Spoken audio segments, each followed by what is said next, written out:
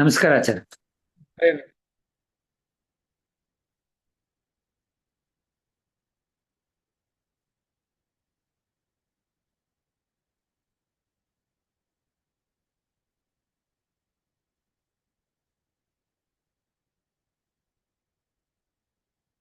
ಶ್ರೀ ಗುರುಭ್ಯೋ ನಮಃ.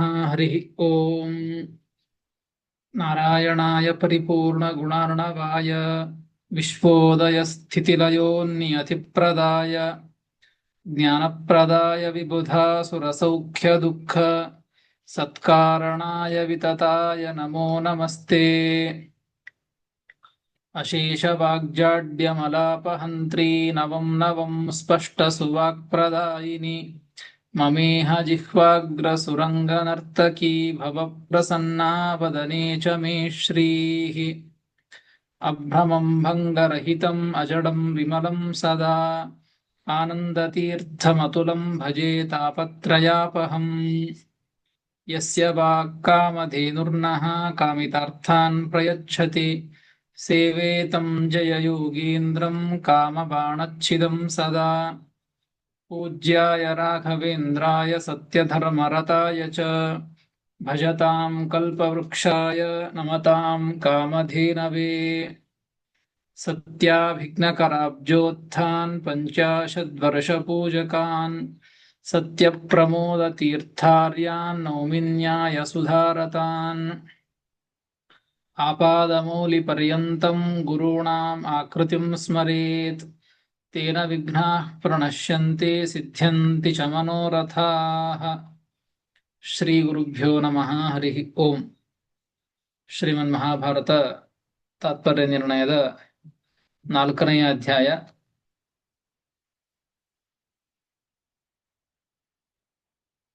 ವಿಶ್ವಾಮಿತ್ರರು ಮತ್ತು ರಾಮಚಂದ್ರ ದೇವರು, ಲಕ್ಷ್ಮಣ ಎಲ್ಲರೂ ಕೂಡ ಜನಕರಾಜನ ಪಟ್ಟಣಕ್ಕೆ ಹೋದಂತಹ ಪ್ರಸಂಗ. ವಿಶ್ವಾಮಿತ್ರರು ಹೇಳಿದಾಗ ನಿನ್ನ ಮಗಳನ್ನ ರಾಮಚಂದ್ರ ದೇವರಿಗೆ ಕೊಟ್ಟು ಮದುವೆಯನ್ನ ಮಾಡುವಂತ ಹೇಳಿದಾಗ ಅದಕ್ಕೆ ನನ್ನದೊಂದು ಪ್ರತಿಜ್ಞೆ ಇದೆ, ಆ ಪ್ರತಿಜ್ಞೆಯನ್ನ ಹೇಳ್ತೇನೆ ಅಂತ ಇಲ್ಲಿಯವರೆಗೆ ಆ ಪ್ರತಿಜ್ಞೆ ವಿಚಾರವನ್ನ ತಿಳಿದದ್ದಾಯಿತು. ಯಾವ ವ್ಯಕ್ತಿ ರುದ್ರದೇವರು ಕೊಟ್ಟಂತಹ ಜನಕರಾಜನಿಗೆ ರುದ್ರದೇವರು ಕೊಟ್ಟಂತಹ ಒಂದು ಧನುಸ್ಸನ್ನ ಎದೆಯೇರಿಸ್ತಾರೋ ಅವಂತಹ ವ್ಯಕ್ತಿಗೆ ನನ್ನ ಮಗಳನ್ನ ಕೊಟ್ಟು ವಿವಾಹ ಮಾಡ್ತೇನೆ ಅಂತ ಪ್ರತಿಜ್ಞೆಯನ್ನ ಮಾಡಿದ್ದೆ. ಸುತಾರ್ಥಮೇತಾಂ ಚಕರ ಪ್ರತಿಜ್ಞಾಂ ದದಾಮಿ ಕನ್ಯಾಂ ಯೈದಂ ಹಿ ಪೂರಯೇತ್ ಅಂತ ಈ ರೀತಿಯಾಗಿ ನಾನು ಪ್ರತಿಜ್ಞೆಯನ್ನ ಮಾಡಿದ್ದೆ ಅಂತ ಜನಕರಾಜ ತನ್ನ ವೃತ್ತಾಂತವನ್ನ ಹೇಳ್ತಾ ಇದ್ದಾನೆ ವಿಶ್ವಾಮಿತ್ರರ ಮುಂದೆ. ಇಷ್ಟು ಹೇಳಿ ಮುಂದೆ ಏನಾಯ್ತು ಆ ಪ್ರಸಂಗದಲ್ಲಿ ಅಂತ ಹೇಳ್ತಾನೆ. ಆ ಪ್ರತಿಜ್ಞೆಯನ್ನ ಮಾಡಿದ್ದೆ, ಇದನ್ನು ಯಾರು ಧನುಸ್ಸನ್ನ ಎದೆಯೇರಿಸ್ತಾರೋ ಅಂತಹ ವ್ಯಕ್ತಿಗೆ ನನ್ನ ಮಗಳನ್ನ ಕೊಡ್ತೇನೆ ಅಂತ ಆ ಪ್ರತಿಜ್ಞೆಯನ್ನ ಮಾಡಿದಾಗ ಇದನ್ನ ಕೇಳಿಸಿಕೊಂಡಂತಹ ಯಾವ ವ್ಯಕ್ತಿಗಳು ಏನ್ ಮಾಡಿದ್ರು ಅದನ್ನ ವಿಚಾರವನ್ನ ತಿಳಿಸ್ತಾನೆ ಜನಕರಾಜ. ಮುಂದಿನ ಶ್ಲೋಕದಲ್ಲಿ ತಿಳಿಸಿಕೊಡ್ತಾ ಇದ್ದಾರೆ. 20ನೆಯ ಶ್ಲೋಕ. ಇತೀರಿತಾಂ ಮೇ ಗಿರಮಭ್ಯವೇತ್ಯ ದಿತೆ ಸುತಾ ದಾನವ ಯಕ್ಷ ರಾಕ್ಷಸಾಃ ಸಮೇತ್ಯ ಭೂಪಾಶ್ಚ ಸಮೀಪಮಾಶು ಪ್ರಗೃಹ್ಯ ತಚ್ಚಾಲಯಿತುಂ ನ ಶೇಕುಃ. ಇತೀರಿತಾಂ ಮೇ ಗಿರಮಭ್ಯವೇತ್ಯ ದಿತೆ ಸುತಾ ದಾನವ ಯಕ್ಷ ರಾಕ್ಷಸಾಃ ಸಮೇತ್ಯ ಭೂಪಾಶ್ಚ ಸಮೀಪಮಾಶು ಪ್ರಗೃಹ್ಯ ತಚ್ಚಾಲಯಿತುಂ ನ ಶೇಕುಃ ಎಂಬುದಾಗಿ 20ನೆಯ ಶ್ಲೋಕ. ಪದವಿಭಾಗ. ಇತಿ ಈರಿತಾಂ ಮೇ ಗಿರಂ ಅಭ್ಯವೇತ್ಯ ದಿತೇಃ ಸುತಾಃ ದಾನವ ಯಕ್ಷ ರಾಕ್ಷಸಾಃ ಸಮೇತ್ಯ ಭೂಪಾಃ ಚ ಸಮೀಪಂ ಆಶು ಪ್ರಗೃಹ್ಯ ತತ ಚಾಲಯಿತುಂ ನ ಶೇಕುಹು ಎಂಬುದಾಗಿ ಪದವಿಭಾಗ. ನೋಡ್ರಿ, ಇತೀರಿತಾಮೇ ಗಿರಮಭ್ಯವೇತ್ಯ, ಆ ಜನಕರಾಜ ವಿಶ್ವಾಮಿತ್ರರಿಗೆ ಹೇಳ್ತಾನೆ, ಇತಿ ಈರಿತಾಂ ಮೇ ಗಿರಂ, ಈ ರೀತಿಯಾಗಿ ನಾನು ಹೇಳಿದ್ದೆ, ಪ್ರತಿಜ್ಞೆಯನ್ನ ಮಾಡಿದ್ದೆ, ಮಾತನ್ನ ಆಡಿದ್ದೆ. ಈ ಧನುಸ್ಸನ್ನ ಯಾರು ಎದೆಯೇರಿಸ್ತಾರೋ ಅವರಿಗೆ ಮಗಳನ್ನ ಕೊಡುತ್ತೇನೆ ಎಂಬುವಂತಹ ಪ್ರತಿಜ್ಞೆ. ಇತಿ ಈರಿತಾಂ ಮೇ ಗಿರಂ, ಈ ರೀತಿಯಾಗಿ ಅದನ್ನ ಹೇಳ್ತಾರೆ.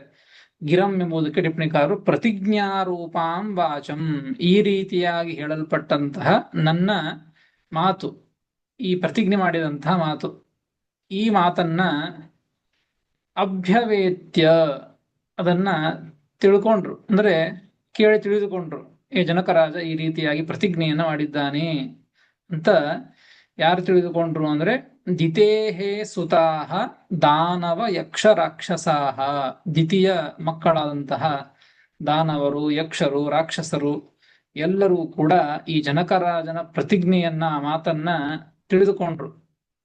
ಈ ಜನಕರಾಜ ಹಿಂಗೆ ಪ್ರತಿಜ್ಞೆ ಮಾಡಿದ್ದಾನೆ, ಅದಕ್ಕೆ ನಾವು ಹೋಗೋಣ ಅಂತ ಆ ದಿತಿಯ ಮಕ್ಕಳು, ದಾನವ ಯಕ್ಷ ರಾಕ್ಷಸಾಹ ಎಲ್ಲರೂ ಕೂಡ ಆಶು ಸಮೀಪಂ ಏತ್ಯ, ಎಲ್ಲರೂ ಕೂಡ ಆ ಧನುಸ್ಸಿನ, ಶಿವಧನುಸ್ಸಿನ ಸಮೀಪಕ್ಕೆ ಬಂದ್ರು.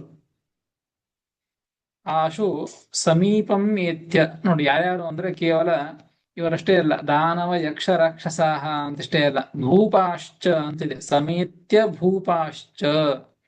ಅಲ್ಲಿ ಬಂದಂತವರು ಯಾರು ಅಂದ್ರೆ ಇನ್ನು ಅನೇಕ ರಾಜರುಗಳು ಕೂಡ ಈ ಮಾತನ್ನ, ಜನಕರಾಜನ ಪ್ರತಿಜ್ಞೆಯನ್ನ ಕೇಳಿ ತಾವು ಕೂಡ ಅಲ್ಲಿ ಬೇಗನೆ, ಕೇಳಿದ ಕೂಡಲೇನೆ ಆ ಸೀತೆಯನ್ನ ಪಡೆದುಕೊಳ್ಳಬೇಕು ಅಂತ ಎಲ್ಲ ರಾಜರು, ಯಕ್ಷ ರಾಕ್ಷಸರು, ದಾನವ ಎಲ್ಲರೂ ಕೂಡ ಬೇಗನೆ ಅಲ್ಲಿ ಬಂದಿದ್ದಾರೆ. ಸಮೀಪಂ ಏತ್ಯ ತದ್ಧನು ಪ್ರಗೃಹ್ಯ, ತತ್ ಅಂತ ಶಬ್ದ ಇದೆ, ತಚ್ಚಾಲಯಿತು ಎಂಬುವಲ್ಲಿ ತತ್ ಎಂಬುದಕ್ಕೆ ಧನು, ಆ ಧನುಸ್ಸನ್ನ ಹಿಡ್ಕೊಂಡ್ರು, ಕೈಯಿಂದ ಹಿಡ್ಕೊಂಡ್ರು.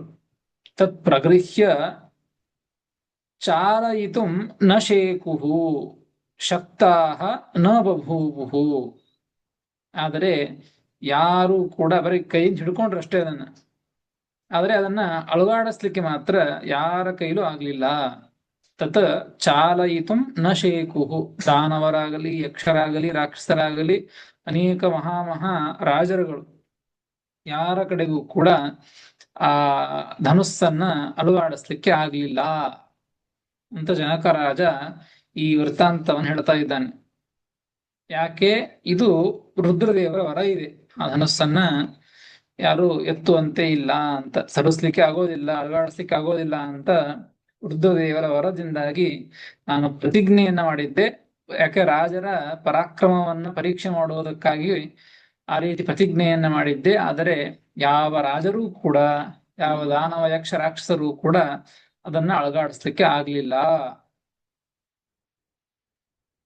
ಅಂತ ಈ ವಿಚಾರವನ್ನ ಹೇಳ್ತಾ ಇದ್ದಾನೆ. ನೀವು ರಾಮನಿಗೆ ನನ್ನ ಮಗಳನ್ನ ಕೊಡಿ ಅಂತ ಹೇಳ್ತಾ ಇದ್ದೇನೆ, ಅವಶ್ಯವಾಗಿ ಪ್ರತಿಜ್ಞೆಯನ್ನ ಮಾಡಿದಂತಹ ಪ್ರತಿಜ್ಞೆ ಇದೆಯೋ ಆ ಮಾತನ್ನ ಈ ರಾಮಚಂದ್ರ ನಡೆಸಿಕೊಟ್ಟ ಅಂತಂದ್ರೆ ಅವಶ್ಯವಾಗಿ ಕೊಡುತ್ತೇನೆ ಎಂಬುವಂತಹ ಉದ್ದೇಶದಿಂದ ಎಲ್ಲ ವಿಚಾರಗಳನ್ನ ತಿಳಿಸ್ತಾ ಇದ್ದಾನೆ. ಇಷ್ಟು ಒಂದು ವಿಚಾರವನ್ನ ತಿಳಿಸಿ ಮತ್ತೆ ಮುಂದೆ ಏನಾಯ್ತು ಅಂತ ಆ ಪ್ರಸಂಗದ ವಿಚಾರವನ್ನು ಹೇಳ್ತಾನೆ ಜನಕರಾಜ. ಯಾರಿಗೂ ಅದನ್ನು ಅಳಗಾಡಿಸ್ಲಿಕ್ಕೆ ಆಗ್ಲಿಲ್ಲ, ಮುಂದೆ ಏನಾಯ್ತು ಅಂತ ಅದನ್ನೇ ಹೇಳ್ತಾರೆ. ತರ್ಹಿ ಕಿಂ ಅಭೂತ್ ಇತ್ಯತಃ ಆಹ, ಹಾಗಾದ್ರೆ ಏನಾಯ್ತು? ಎಲ್ಲ ರಾಜರು ಬಂದಿದ್ದಾರೆ, ಎಲ್ಲಾರು ಬಂದಿದ್ದಾರೆ, ಹಾಗಾದ್ರೆ ಏನಾಯ್ತು ಎಲ್ಲರಿಗೂ ಕೂಡ ಅಂತಂದ್ರೆ ಮುಂದಿನ ಶ್ಲೋಕದಲ್ಲಿ ತಿಳಿಸ್ತಾರೆ. 21ನೆಯ ಶ್ಲೋಕ. ಸಂಸ್ವಿನ್ನ ಗಾತ್ರ ಪರಿವೃತ್ತ ನೇತ್ರಾಃ ದಶಾನನಾದ್ಯಾ ಪತಿತಾ ವಿಮೂರ್ಛಿತಾಃ ತಥಾಪಿ ಮಾಂ ದರ್ಶಯಿತುಂ ನ ಶೇಕುಃ ಸುತಾಕೃತೆ ತೇ ವಚನಾತ್ ಸ್ವಯಂಭುವಃ ಸಂಸ್ವಿನ್ನ ಗಾತ್ರಾ ಪರಿವೃತ್ತ ನೇತ್ರಾಃ ದಶಾನನಾದ್ಯಾಃ ಪತಿತಾ ವಿಮೂರ್ಛಿತಾಃ ತಥಾಪಿ ಮಾಂ ದರ್ಶಯಿತುಂ ನ ಶೇಕುಃ ಸುತಾಕೃತೆ ತೇ ವಚನಾತ್ ಸ್ವಯಂಭುವಃ ಎಂಬುದಾಗಿ 21ನೆಯ ಶ್ಲೋಕ. ಪದವಿಭಾಗ. ಸಂಸ್ವಿನ್ನ ಗಾತ್ರಾಃ ಪರಿವೃತ್ತ ನೇತ್ರಾಃ ದಶಾನನಾದ್ಯಾಃ ಪತಿತಾಃ ವಿಮೂರ್ಛಿತಾಃ ತಥಾ ಅಪಿ ಮಾಂ ದರ್ಶಯಿತುಂ ನ ಶೇಕುಃ ಸುತಾಕೃತೆ ತೇ ವಚನಾತ್ ಸ್ವಯಂಭುವಃ ಎಂಬುದಾಗಿ ಪದವಿಭಾಗ. ಏನಾಯಿತು ಮುಂದೆ ಅಂತ ಅದನ್ನು ಹೇಳ್ತಾನೆ ಜನಕರಾಜ. ಬಂದಂತಹ ರಾಜರುಗಳಲ್ಲಿ ಅನೇಕ ದಾನವ ಯಕ್ಷ ರಾಕ್ಷಸರಲ್ಲಿ ಅನೇಕ ಮಹಾ ಬಲಿಷ್ಠರು. ಯಾರು ಅಂತಂದ್ರೆ ದಶಾನನಾದ್ಯಾಹ, ದಶಾನನ 10 ತಲೆ ಇರುವಂತಹ ರಾವಣ ಒಬ್ಬನೇ ಅಂತಲ್ಲ, ದಶಾನನಾದ್ಯಾಹ ರಾವಣನೇ ಮೊದಲಾದಂತಹ ಬಲಿಷ್ಠರು. ಅವರೆಲ್ಲ ಆ ಧನುಸ್ಸನ್ನ ಎತ್ತಲಿಕ್ಕೆ ಬಂದದ್ದು ಸೀತೆಯನ್ನು ಪಡೆದುಕೊಳ್ಳಬೇಕು ಅಂತ ಹೇಳಿ. ಆದರೆ ಎತ್ತಲಿಕ್ಕೆ ಹೋದ್ರೆ ಅಲಗಾಡಿಸ್ಲಿಕ್ಕೆ ಆಗ್ಲಿಲ್ಲ ಅಂತ ಅಷ್ಟೇ ಅಲ್ಲ, ಅದರಿಂದ ಏನು ಪರಿಣಾಮ ಆಯಿತು ಅವರ ದೇಹದಲ್ಲಿ ಎಂಬುದನ್ನು ಹೇಳ್ತಾರೆ ಜನಕರಾಜ. ಹೇಳ್ತಾನೆ, ಶ್ರೀಮದಾಚಾರ್ಯ ತಿಳಿಸಿಕೊಡ್ತಾರೆ. ಸಂಸ್ವಿನ್ನ ಗಾತ್ರಾಹ, ಅವರ ಎಲ್ಲ ರಾವಣಾದಿಗಳ ದಶಾನನಾದ್ಯಾಹ, ದಶಾನನ ಮೊದಲಾದಂತಹ ಎಲ್ಲ ಪರಾಕ್ರಮಿಗಳ ದೇಹ ಇದು ಬೆವತೋಯ್ತು. ಸಂಸ್ವಿನ್ನ ಗಾತ್ರಾಹ ಸ್ವೇದಯುಕ್ತಾನಿ ಗಾತ್ರಾಣಿ ಯೇಷಾಂತೆ ತಥಾ. ಸ್ವೇದಯುಕ್ತವಾದ ದೇಹ ಆಯ್ತು ಅವ್ರದ್ದು, ಅಂದ್ರೆ ಬೆವತು ಹೋದ್ರೆಲ್ಲರೂ ಕೂಡ, ರಾವಣನೇ ಮೊದಲಾದಂಥವ್ರು. ಅಂತಹ ಭಾರೀ ಸಮರ್ಥವಾದಂತಹ ಆ ಧನುಸ್ಸು, ಅದನ್ನು ಅಳಗಾಡಿಸ್ಲಿಕ್ಕೆ ಆಗ್ಲಿಲ್ಲ. ಹೀಗಾಗಿ ಎಲ್ಲರೂ ಕೂಡ ಬೆವತು ಹೋದ್ರು. ಅಷ್ಟೇ ಅಲ್ಲ, ಪರಿವೃತ್ತ ನೇತ್ರಾಹ ಪರಿಭ್ರಮಣ ಲೋಚನಾಹ, ಅವರ ಕಣ್ಣುಗಳು ತಿರುಗಿ ಹೋದುವಂತೆ. ಅಂದ್ರೆ ಬಹಳ ತಮ್ಮ ಶಕ್ತಿಗೆ ಮಿತಿ ಮೀರಿ ಒಂದು ಕಾರ್ಯವನ್ನ ಮಾಡುವಂತಹ ಪ್ರಸಂಗದಲ್ಲಿ ಕಣ್ಣು ಹೇಗೇಗೋ ಆಗ್ತವೆ, ಕಣ್ಣು ತಿರುಗಿ ಬಿಡ್ತವೆ. ಆ ರೀತಿಯಾಗಿ ಈ ರಾವಣಾದಿಗಳ ಅನೇಕ ಪರಾಕ್ರಮಿಗಳ ಎಲ್ಲ ವ್ಯಕ್ತಿಗಳ ಕಣ್ಣುಗಳು ಕೂಡ ತಿರುಗಿ ಹೋದುವಂತೆ. ಪರಿವೃತ್ತ ನೇತ್ರ ಅಂದ್ರೆ ಕಣ್ಣಿನೊಳಗೆ ತಿರುಗೋದು. ಆ ರೀತಿಯಾಗಿ ಪರಿಭ್ರಮಣ ಲೋಚನಾಹ, ಈ ರೀತಿಯಾಗಿ ಆದರು. ದಶಾನನಾದ್ಯಾಹ ಅಷ್ಟೇ ಅಲ್ಲ, ಪತಿತಾಹ ಬಿದ್ದೋದ್ರು. ಅದನ್ನ ಅಳಗಾಡಿಸ್ಲಿಕ್ಕಂತೂ ಆಗ್ಲೇ ಇಲ್ಲ. ಅಳಗಾಡಿಸೋದ್ರೊಳಗೆ ಬೆವತು ಕಣ್ಣು ತಿರುಗಿ ಕೆಳಗೆ ಬಿದ್ದು ಹೋದ್ರು. ಅಷ್ಟು ಸುಸ್ತಾಗಿ ಕೆಳಗೆ ಬಿದ್ದು ಹೋದ್ರು. ಕೇವಲ ಬೀಳೋದಲ್ಲ, ವಿಮೂರ್ಛಿತಾಹ ಅಂತ ಹೇಳ್ತಾರೆ. ಮೂರ್ಛೆ ಹೋಗಿ ಬಿದ್ದಿದ್ದಾರೆ. ಮೈ ದೇಹದ ಮೇಲೆ ತಮ್ಮ ಮೇಲೆ ಪ್ರಜ್ಞೆನೇ ಇಲ್ಲ. ಆ ರೀತಿಯಾಗಿ ಆ ಒಂದು ಮೂರ್ಛಾವಸ್ಥೆಗೆ ಹೋಗಿದ್ದಾರೆ. ಮೂರ್ಛಾವಸ್ಥೆ ಎಂಬುದು ಬಹಳ ದುಃಖದಾಯಕವಾದದ್ದು. ಸುಷುಪ್ತಿ ಅವಸ್ಥೆ ಅಂದ್ರೆ ಮಲಗಿಕೊಳ್ಳೋದು. ಇದಕ್ಕೂ ಅದಕ್ಕೂ ವ್ಯತ್ಯಾಸ ಅಂತ ಅನಿಸೋದಿಲ್ಲ. ಇಬ್ಬರು ಕೂಡ ಇಬ್ಬರಿಗೂ ಮಲಗಿಕೊಂಡಂತಹ ವ್ಯಕ್ತಿಗಾಗಲಿ ಅಥವಾ ಮೂರ್ಛೆ ಹೋದಂತಹ ವ್ಯಕ್ತಿಗಾಗಲಿ ಹೊರಗಿನ ಪ್ರಪಂಚದ ಜ್ಞಾನ ಇರೋದಿಲ್ಲ. ಆದರೆ ಮಲಗಿಕೊಂಡಂತಹ ವ್ಯಕ್ತಿಗೆ ಮಾತ್ರ ಸುಖ ಆಗ್ತಾ ಇರ್ತದೆ. ನಿದ್ದೆ ಮಾಡುವಂತಹ ವ್ಯಕ್ತಿಗೆ ಸುಖ ಆಗ್ತಾ ಸುಖವನ್ನು ಅನುಭವಿಸ್ತಾ ಇರ್ತಾನೆ. ಆದರೆ ಮೂರ್ಛೆ ಹೋದಂತಹ ವ್ಯಕ್ತಿ ಮಾತ್ರ ಬಹಳ ವಿಪರೀತವಾದ ದುಃಖವನ್ನ ಅನುಭವಿಸ್ತಾ ಇರ್ತಾನೆ. ಹೀಗಾಗಿ ವಿಮೂರ್ಛಿತಾಹ, ಅದನ್ನು ಹೇಳ್ತಾರೆ ಇಲ್ಲಿ. ಬರೇ ಮೂರ್ಛಿತಾಹ ಅಂತ ಹೇಳಿಲ್ಲ, ವಿಮೂರ್ಛಿತಾಹ, ವಿಶಿಷ್ಟವಾಗಿ ಮೂರ್ಛೆ ಹೊಂದರು ಅಂದ್ರೆ ಭಾರಿ ದುಃಖವನ್ನು ಹೊಂದಿದರು ಅಂತ ಅರ್ಥ ಅದಕ್ಕೆ. ಪತಿತಾಹ ವಿಮೂರ್ಛಿತಾಹ. ಹಾಗಿದ್ರೆ ಇಷ್ಟೆಲ್ಲ ಆ ಧನುಸ್ಸನ್ನ ಅಳುಗಾಡಿಸಿ, ಧನುಸ್ಸನ್ನ ಎದೆಗೇರಿಸಿ ಆ ಜನಕರಾಜನಿಂದ ಮಗಳನ್ನ ಪಡೆದುಕೊಳ್ಳುವಂತಹ ಪರಿಸ್ಥಿತಿ ಆದ್ರೆ ಏನಿತ್ತು? ನೇರವಾಗಿ ಬಲಿಷ್ಠರಾಗಿದ್ರೆ ಜನಕರಾಜನನ್ನೇ ನಿಗ್ರಹ ಮಾಡಿ ಅವನನ್ನು ಹಿಡಿದು ಹಾಕಿ ಸೀತೆಯನ್ನ ಕರೆದುಕೊಂಡು ಹೋಗೋದಾಗಿತ್ತು. ಆ ರೀತಿಯಾಗಿ ಯಾಕೆ ಮಾಡಲಿಲ್ಲ ಇವರು? ಧನುಸ್ಸನ್ನ ಎತ್ತುವ ಮುಖಾಂತರವಾಗಿಯೇನೆ ಆ ಸೀತೆಯನ್ನ ಪಡೆದುಕೊಳ್ಳುವಂತಹದ್ದನ್ನ ಯಾಕೆ ಮಾಡಿದರು? ನೇರವಾಗಿ ಅವನನ್ನ ನಿಗ್ರಹ ಮಾಡ್ಲಿಕ್ಕೆ ಬರ್ತಾ ಇತ್ತೇನೋ ಅಂತ ಕೇಳಿದರೆ ಅದನ್ನ ಉತ್ತರವನ್ನು ಕೊಡ್ತಾರೆ. ತಥಾಪಿ ಮಾಂ ಧರ್ಷಯಿತುಂ ನ ಶೇಕುಹು ಸುತಾಕೃತೇತೆ ವಚನಾತ್ ಸ್ವಯಂಭುವಃ. ಜನಕರಾಜ ಹೇಳ್ತಾನೆ, ನನ್ನನ್ನೇ ನಿಗ್ರಹ ಮಾಡ್ಲಿಕ್ಕೆ ಬರ್ತಿತ್ತೇನೋ ಅಂದ್ರೆ ನನ್ನನ್ನು ನಿಗ್ರಹ ಮಾಡ್ಲಿಕ್ಕೆ ಬರ್ತಾ ಇದ್ದಿದ್ದಿಲ್ಲ ಇಂತಿಂಥ ರಾವಣಾದಿಗಳಿಗೂ ಕೂಡ. ತಥಾಪಿ ಹಾಗಿದ್ದರೂ ಕೂಡ ಮಾಂ ಧರ್ಷಯಿತುಂ ನ ಶೇಕುಹು. ಧರ್ಷಯಿತುಂ ಎಂಬುದಕ್ಕೆ ನಿಗ್ರಹಣಾರ್ಥಂ, ನನ್ನನ್ನ ನಿಗ್ರಹ ಮಾಡಲಿಕ್ಕೆ, ನನ್ನನ್ನ ಹಿಡಿದು ಕಟ್ಟಿ ಹಾಕಲಿಕ್ಕೆ ಅವರು ಸಮರ್ಥರಾಗಿರಲಿಲ್ಲ. ತಥಾಪಿ ಮಾಂ ಧರ್ಷಯಿತುಂ ನ ಶೇಕುಹು, ಸಮರ್ಥಾಹ ನ ಬಭೂವುಹು, ಸಮರ್ಥರಾಗಿರಲಿಲ್ಲ. ಯಾರು? ರಾವಣಾದಿಗಳು ಕೂಡ. ಯಾಕೆ ಅಂತ ಹೇಳ್ತಾರೆ. ಸುತಾಕೃತೇತೆ ವಚನಾತ್ ಸ್ವಯಂಭುವಃ. ಸ್ವಯಂಭುವಃ ವಚನಾತ್ ಸುತಾಕೃತೆ ಹೇಳ್ತಾನೆ ಜನಕರಾಜ. ಸ್ವಯಂಭುವಃ ಬ್ರಹ್ಮದೇವರು, ಬ್ರಹ್ಮಣ ಸುತಾಕೃತೆ ನಿನ್ನ ಮಗಳ ಸಲುವಾಗಿ, ತೇ ಸುತಾಕೃತೆ ನಿನ್ನ ಮಗಳ ಸಲುವಾಗಿ ಬ್ರಹ್ಮದೇವರ ವಚನ. ತೇ ಎಂಬುದಕ್ಕೆ ದಶಾನನಾದ್ಯಾಹ, ಆ ಎಲ್ಲ ರಾವಣಾದಿಗಳು ಕೂಡ ಏನ್ ಮಾಡ್ಲಿಕ್ಕೆ ಬರೋದಿಲ್ಲ ಅಂತಂದ್ರೆ ಅದನ್ನ ಎತ್ತಲಿಕ್ಕೆ ಆಗೋದಿಲ್ಲ ಅಂತಷ್ಟೇ ಅಲ್ಲ, ರುದ್ರದೇವರ ವರ ಇತ್ತು. ಅದಷ್ಟೇ ಅಲ್ಲ, ಇದೇ ರೀತಿಯಾಗಿ ಆ ಸೀತೆಯನ್ನು ಕೂಡ ಕರೆದುಕೊಂಡು ಹೋಗುವಂತಹ ಪ್ರಸಂಗದಲ್ಲಿ ನಿಗ್ರಹವನ್ನು ಮಾಡ್ಲಿಕ್ಕೆ ಬರೋದಿಲ್ಲ, ಇನ್ನನ್ನು ನಿಗ್ರಹ ಮಾಡ್ಲಿಕ್ಕೆ ಬರೋದಿಲ್ಲ ಅಂತ ಸ್ವಯಂಭುವ ಬ್ರಹ್ಮಣ ವಚನಾತ್ ವರರೂಪ ವಾಕ್ಯಾತ್, ಆ ಒಂದು ವರರೂಪವಾದಂತಹ ವಾಕ್ಯ ಬ್ರಹ್ಮದೇವರು ಹೇಳಿದ್ರು. ಹೀಗಾಗಿ ಆ ಮಾತಿನಿಂದಾಗಿ ನ ಸಮರ್ಥಾಹ, ಸಮರ್ಥರಾಗಲಿಲ್ಲ ರಾವಣಾದಿಗಳು ಕೂಡ ಅಂತ ಆ ರೀತಿಯಾಗಿ ಜನಕರಾಜ ಹೇಳ್ತಾನೆ. ಬ್ರಹ್ಮದೇವರ ಮಾತಿತ್ತು, ಅದಕ್ಕಾಗಿ ಅವನನ್ನು ನಿಗ್ರಹ ಮಾಡ್ಲಿಕ್ಕೆ ಆಗ್ಲಿಲ್ಲ ಅಂತ ಈ ರೀತಿಯಾಗಿ ತಿಳಿಸಿಕೊಡ್ತಾನೆ ಜನಕರಾಜ. ಇಲ್ಲಿ ಒಂದು ವಿಚಾರವನ್ನ ತಿಳಿಸ್ತಾರೆ. ದಶಾನನಾದ್ಯಾಹ ಅಂತ ಶಬ್ದವನ್ನು ಹೇಳಿದ್ದು.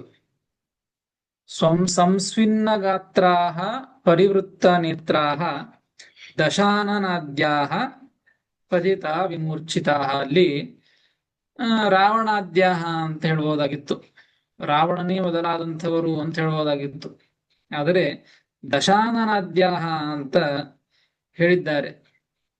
ಯಾಕೆ ಅಂತ ಒಂದು ಹೇಳ್ತಾರೆ ನೋಡಿ. ದಶಾನನ 10 ತಲೆ ಇರ್ತಕ್ಕಂತಹ ರಾವಣ ಅಂತ ಆ ಶಬ್ದವನ್ನು ಯಾಕೆ ಆಡ್ಬೇಕಾಗಿತ್ತು ಅಂತಂದ್ರೆ, ಅಂದ್ರೆ 10 ತಲೆಯಲ್ಲಿರ್ತಕ್ಕಂತಹ 20 ಕಣ್ಣುಗಳು, ಅವುಗಳು ಕೂಡ ಅಳುಗಾಡಿದವು, ತಿರುಗಿದವು.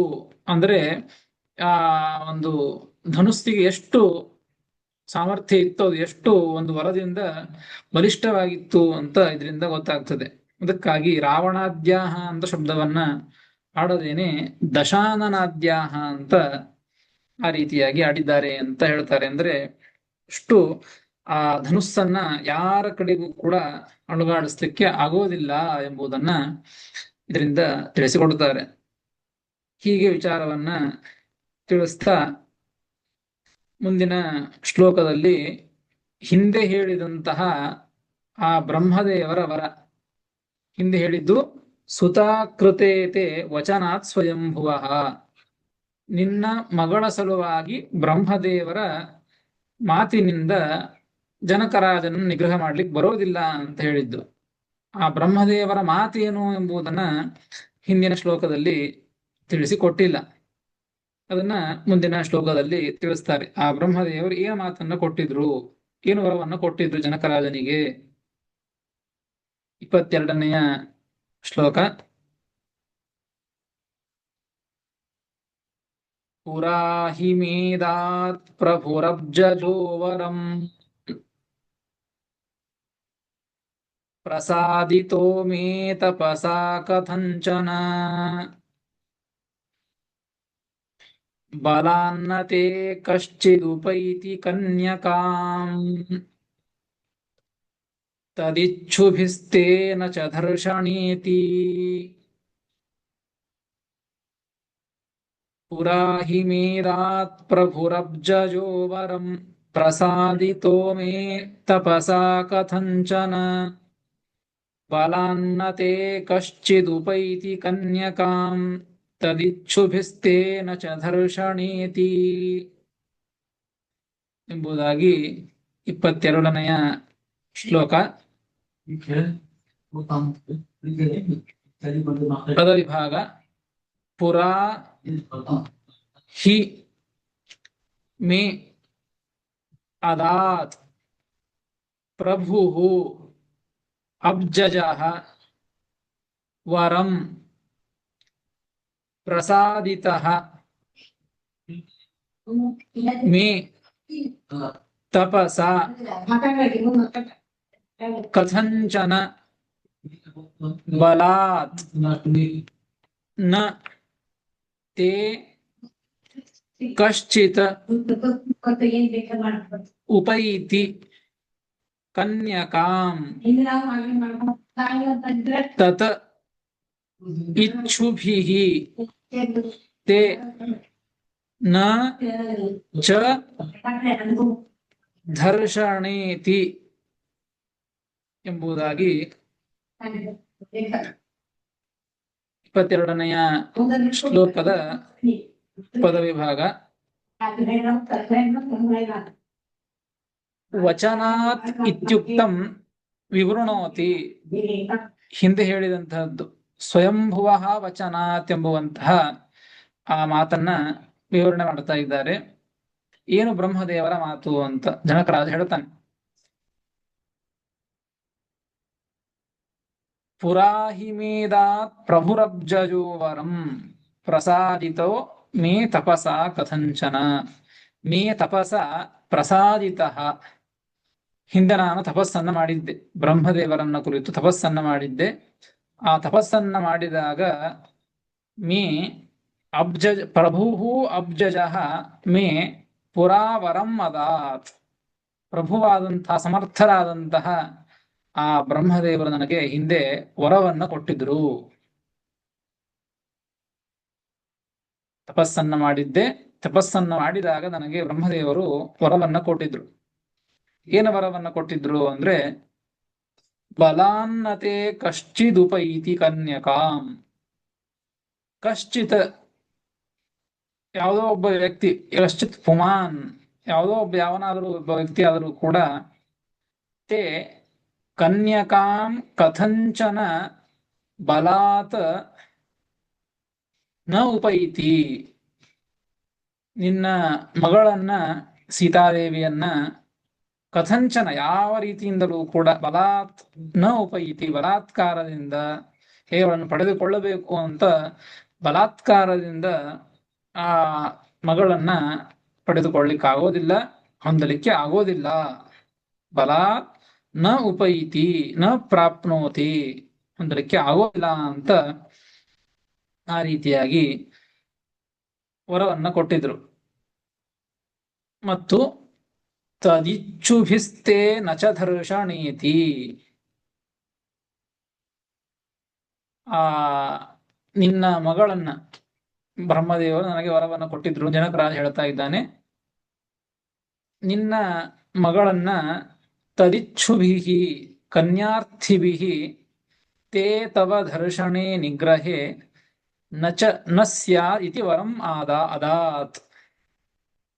ನಿನ್ನ ಮಗಳನ್ನ ಇಚ್ಛೆ ಮಾಡುವಂತಹ ವ್ಯಕ್ತಿಗಳು ನಿನ್ನನ್ನು ಕಟ್ಟಿ ಹಾಕಿ ನಿನ್ನನ್ನು ನಿಗ್ರಹ ಮಾಡಿ ನಿನ್ನ ಮಗಳನ್ನ ಪಡೆದುಕೊಳ್ಳಬಹುದೇನೋ ಅಂದ್ರೆ ಬ್ರಹ್ಮದೇವರು ಅದನ್ನು ಹೇಳಿದ್ರು.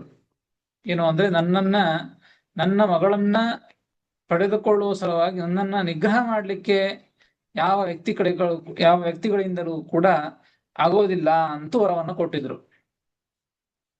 ತದಿಚ್ಛುಭಿಹಿ ಅಂದ್ರೆ ಕನ್ಯಾರ್ಥಿವಿಹಿ, ಆ ಕನ್ಯೆಯನ್ನ ಇಚ್ಛೆ ಮಾಡುವಂತಹ ವ್ಯಕ್ತಿಗಳಿಂದ ಧರುಷ್ಟೇ ಧರ್ಷಣೆ ನಚ ನ ಸ್ಯಾತ್, ನಚ ಅಂದ್ರೆ ನ ಸ್ಯಾತ್ ಅಂತ ಅರ್ಥ. ಆ ನಿನ್ನ ನಿಗ್ರಹ ಮಾಡ್ಲಿಕ್ಕೆ ಆಗೋದಿಲ್ಲ ಅಂತೂ ಈ ರೀತಿಯಾಗಿ ವರವನ್ನ ಕೊಟ್ಟಿದ್ರು. ಒಟ್ಟು ಎರಡು ವರವನ್ನ, ಬಲಾತ್ಕಾರದಿಂದ ನಿನ್ನ ಮಗಳನ್ನ ಪಡೆದುಕೊಳ್ಳಿಕ್ಕೆ ಆಗೋದಿಲ್ಲ ಒಂದು ವರ, ಮತ್ತೊಂದು ವರ ಅಂದ್ರೆ ನಿನ್ನನ್ನೇ ನಿಗ್ರಹ ಮಾಡಿ ಅವಳನ್ನು ಪಡೆದುಕೊಳ್ಳಬಹುದೇನೋ ಅಂದ್ರೆ ಆ ರೀತಿಯಾಗಿಯೂ ಕೂಡ ಪಡೆದುಕೊಳ್ಳಿಕ್ ಬರೋದಿಲ್ಲ ಅಂತ. ಹೀಗೆ ಆ ಬ್ರಹ್ಮದೇವರು ನನಗೆ ವರವನ್ನ ಕೊಟ್ಟಿದ್ದು. ಆ ವರವನ್ನ ಕೊಟ್ಟಿದ್ದಕ್ಕಾಗಿ ಈ ದಶಾನನಾದ್ಯಾಹ, ರಾವಣನೇ ಮೊದಲಾದಂತಹ ಎಲ್ಲ ಪರಾಕ್ರಮಿಗಳು ಕೂಡ ನನ್ನನ್ನು ನಿಗ್ರಹ ಮಾಡಿ ಪಡೆದುಕೊಳ್ಳಲಿಕ್ಕೆ ಬರ್ಲಿಲ್ಲ. ಯಾಕೆ ಅಂದ್ರೆ ಬ್ರಹ್ಮದೇವರ ವರ ಇತ್ತು. ಅದಕ್ಕಾಗಿ ತಾವು ನನ್ನ ಪ್ರತಿಜ್ಞೆಯಂತೆ ಅವರು ಧನುಸ್ಸನ್ನ ಎದೆ ಏರಿಸಲೇಬೇಕು. ಆ ರೀತಿಯಾಗಿ ಅದನ್ನ ಪೂರ್ಣ ಮಾಡಿದಾಗಲೇನೆ ಆ ಕಾರ್ಯವನ್ನ, ಸೀತೆಯನ್ನ ಪಡೆದುಕೊಳ್ಳುವಂತಹದ್ದು ಆಗ್ತದೆ ಎಂಬುವಂತಹ ಪ್ರತಿಜ್ಞೆಯನ್ನ ಪೂರ್ಣ ಮಾಡಬೇಕು. ಆದರೆ ರುದ್ರದೇವರ ವರ ಇತ್ತು. ಆ ರುದ್ರದೇವರ ವರ ಇದ್ದುದರಿಂದಲೂ ಕೂಡ ಆ ಎಲ್ಲ ರಾವಣಾದಿ ಎಲ್ಲರೂ ಕೂಡ ಬೆವತು ಹೋದರು, ಕಣ್ಣು ತಿರುಗಿ ಹೋಯಿತು, ಮೂರ್ಛಿತರಾಗಿ ಬಿದ್ದು ಹೋದರು, ಯಾರೂ ಕೂಡ ಸಮರ್ಥರಾಗಲಿಲ್ಲ ಎಂಬುವಂತಹ ಪೂರ್ವ ಇತಿಹಾಸವನ್ನ ಜನಕರಾಜ ತಿಳಿಸಿ ಹೇಳ್ತಾನೆ. ಮತ್ತೆ ವಿಚಾರವನ್ನ ಹೇಳಿ ಮತ್ತೆ ಮುಂದೆ ಯಾವ ರೀತಿಯಾಗಿ ಮುಂದೆ ಪ್ರಸಂಗ ಆಯಿತು, ಮುಂದೆ ಏನ್ ನಡೀತು ಎಂಬುದನ್ನ ಜನಕರಾಜ ವಿಶ್ವಾಮಿತ್ರರಿಗೆ ಹೇಳ್ತಾನೆ. ಅದನ್ನ ಮತ್ತೆ ನಾಳೆ ತಿಳಿದುಕೊಳ್ಳೋಣ ಅಂತ ಹೇಳ್ತಾನೆ. ಶ್ರೀಕೃಷ್ಣಾರ್ಪಣಮಸ್ತು. ಹರೇ ನಮಃ. ಕೃಷ್ಣಾರ್ಪಣಮಸ್ತು. ಹರೇ ನಮಃ. ನಮಸ್ಕಾರ ಗುರುಗಳೇ. ನಮಸ್ಕಾರ ಆಚಾರ್ಯ. ನಮಸ್ಕಾರ. ನಮಸ್ಕಾರ ಆಚಾರ್ಯ. ಕೃಷ್ಣಾರ್ಪಣಮಸ್ತು. ಹರೇ ನಮಃ. ನಮಸ್ಕಾರ ಆಚಾರ್ಯ. ಹರೇ ನಮಃ.